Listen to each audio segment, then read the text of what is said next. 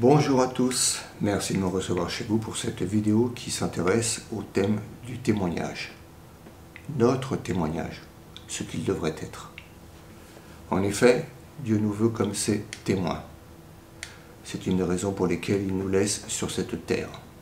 C'est la mission qu'il nous donne, dont il nous honore, être ses collaborateurs, ses ambassadeurs. En Actes, chapitre 1, verset 8, sont rapportées une parole de Jésus qui déclare, je le cite, « Vous recevrez de la puissance, le Saint-Esprit venant sur vous, et vous serez mes témoins à Jérusalem et dans toute la Judée et la Samarie et jusqu'au bout de la terre. » Il s'agit de témoins porteurs de la bonne nouvelle de l'Évangile.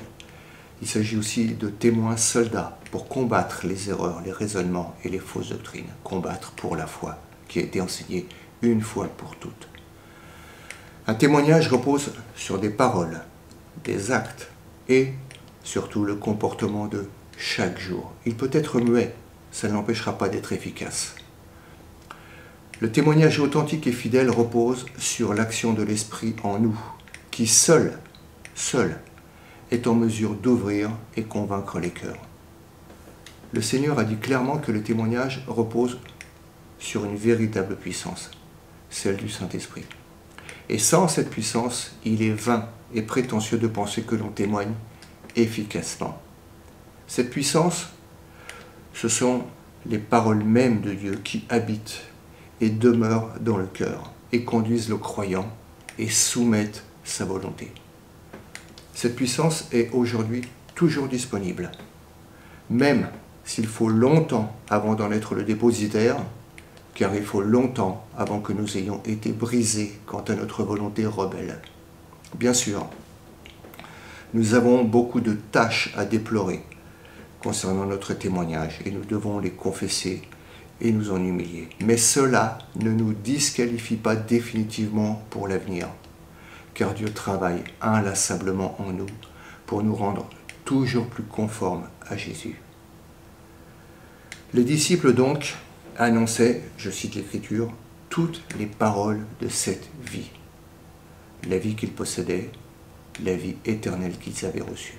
Nous lisons ça en Actes 5, verset 20. Dans le langage d'aujourd'hui, on dirait que leurs paroles étaient bien senties, parce que c'est de l'abondance de leur cœur que leur bouche s'ouvrait. Il ne devrait pas en être autrement. Sinon, le témoignage est affaibli. Il perd de sa crédibilité pour devenir parfois finalement, en fin de compte, un contre-témoignage. Si quelqu'un dit ce dont il ne croit pas vraiment, ce dont il n'est pas parfaitement convaincu, ce dont il est séparé, ce qui ne loge pas habituellement au plus profond de son cœur, comment peut-il communiquer la foi à son prochain? Et si son comportement habituel contraste avec cette parole du jour, comment peut-il passer pour un envoyé de Dieu? Jésus dit à ses disciples cette parole, je la cite, « Paix vous soit, comme le Père m'a envoyé, moi aussi je vous envoie. » À cet homme défaillant, celui que nous avons été et que nous sommes encore, tous, on devrait dire, est-ce que tu comprends ce que tu dis? Seule la vie intérieure régénérée devrait parler, dire les mots qu'il faut entendre. Jésus disait que ces paroles venaient du Père. Évangile selon Jean, chapitre 14, verset 24. Avons-nous un autre modèle que lui? Avons-nous une autre vie à vivre que la sienne? Derrière cette question, il y a une profondeur à sonder qui dépasse de beaucoup ce que nous pouvons peut-être comprendre dans une première lecture. Nous n'avons qu'une vie à vivre. Non plus celle qui a été crucifiée, qui était la vie du moi, de l'ego, mais la vie de Jésus, que Dieu nous a donnée. C'est pourquoi Jean a pu dire, nous sommes de Dieu. Celui qui connaît Dieu nous écoute, et celui qui n'est pas de Dieu ne nous écoute pas.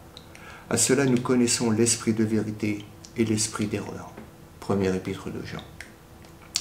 Bien évidemment, nous n'avons pas la stature de l'apôtre, mais nous avons en lui un modèle et un modèle qui s'appuie sur Jésus. N'allons jamais au-delà de notre mesure de foi. Ça sonne faux. C'est comme dans le sport, quand on force, ça ne marche pas. Humilions-nous plutôt de tout ce qui retient les paroles que voudrait en nous prononcer l'Esprit Saint, en témoignage de la vérité. Bien sûr, dans sa grâce, Dieu peut faire entendre ce qui sortirait imparfaitement de la bouche d'un âne. Mais seule la vie devrait rendre témoignage de Dieu et de ses paroles. Cela éviterait les perroquets, les imitateurs, les faussaires, les imposteurs qui annoncent des paroles auxquelles ils ne sont pas accrochés. Seule la vie porte ses mots en elle, en donne le ton, ce ton qui est capable d'ouvrir et de toucher les cœurs. Il n'est pas question de se taire lorsqu'on est faible, mais de ne pas aller au-delà de notre mesure de foi et de s'humilier d'avoir si peu de foi. Cette petite foi, trop souvent mêlée avec de la crainte des hommes. Cette peur de susciter en eux une opposition envers nous, car alors nous sommes incapables de laisser sortir de nous les paroles puissantes de Dieu. Et ce sont des paroles fades, lisses et sans force qui sortent. Job s'est ainsi humilié d'avoir parlé et sans comprendre de choses trop merveilleuses pour lui et qu'il ne connaissait pas, mais qu'il a connues par la suite.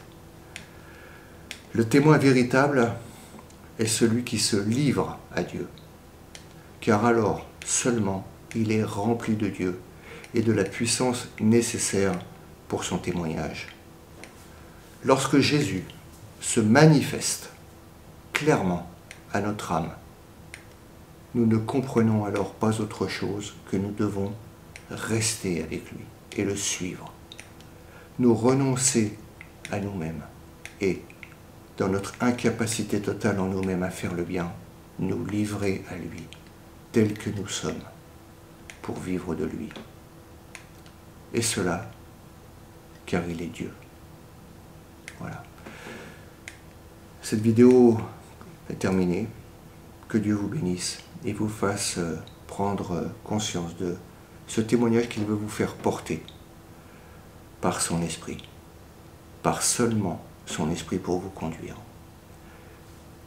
Qu'il vous bénisse, qu'il nous abaisse pour nous élever, jusqu'à être donc ses collaborateurs et ses témoins fidèles et ses ambassadeurs, ceux dont le monde a besoin. Je vous dis au revoir et à une prochaine vidéo. Soyez bénis.